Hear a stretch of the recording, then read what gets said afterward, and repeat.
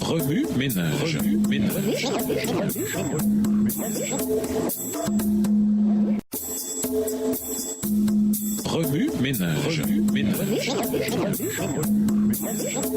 Bienvenue dans votre émission. Remue ménage. Nous voilà à la leçon de jeudi, la beauté et les bêtes. Lisons Éphésiens 6, le verset 12. Éphésiens 6, verset 12. Car nous n'avons pas à lutter contre la chair et le sang, mais contre les dominations, contre les autorités, contre les princes de ce monde de ténèbres, contre les esprits méchants dans les lieux célestes. La première section du chapitre 12 de l'Apocalypse a pour personnages principaux une femme enveloppée du soleil. Apocalypse 12 et versets 1 et 2. Le dragon au verset 3 et l'enfant de la femme au verset 2. La scène, c'est le ciel. L'enfant est enlevé au ciel et la femme fuit dans le désert. Apocalypse 12 et versets 5 et 6. Le prodige ou signe de la femme enceinte revêtue du soleil couronnée d'étoiles et se tenant sous la lune symbolise l'Église de Dieu pure, fidèle à son amour Jésus. Ésaïe 54, versets 5 et 6, Jérémie 3, verset 20, Jérémie 2, verset 2, Ézéchiel 16, verset 8 à 14, Osée les chapitres 1 à 3 et Galates 4, verset 26. Le soleil en tant que vêtement symbolise la justice du Christ qui revêt l'Église. Malachie 4, verset 2. L'imagerie des vêtements apparaît aussi dans Ésaïe 61, verset 10. Le Seigneur est pour moi une source de joie débordante.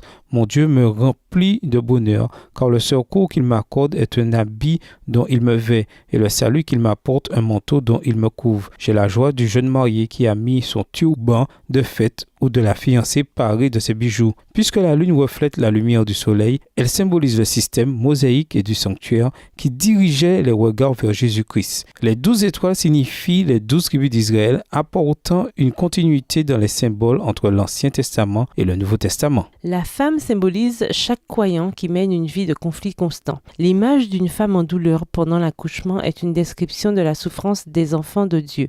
Jean 16, verset 33. La bonne nouvelle, c'est que Jésus-Christ donne à chaque croyant l'armure complète de Dieu pour se protéger du mal. Éphésiens 6 et versets 10, 11 et 13. La lutte du peuple de Dieu est aussi bien intérieure qu'extérieure, mais finalement, c'est la justice du Christ qui garde notre cœur et notre esprit purs en dépit de telles attaques. 2 Corinthiens 10 et versets 3 à 5.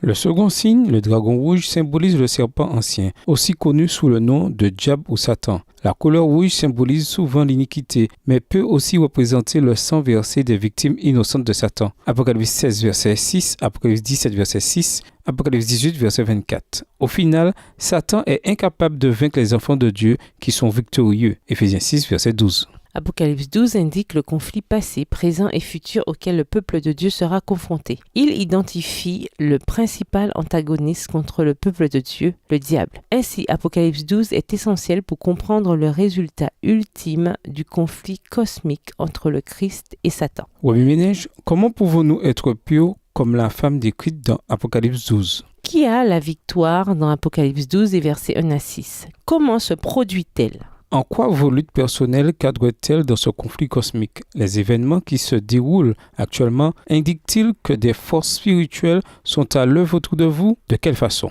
Au revoir. Et à demain si Dieu veut. Remue ménage.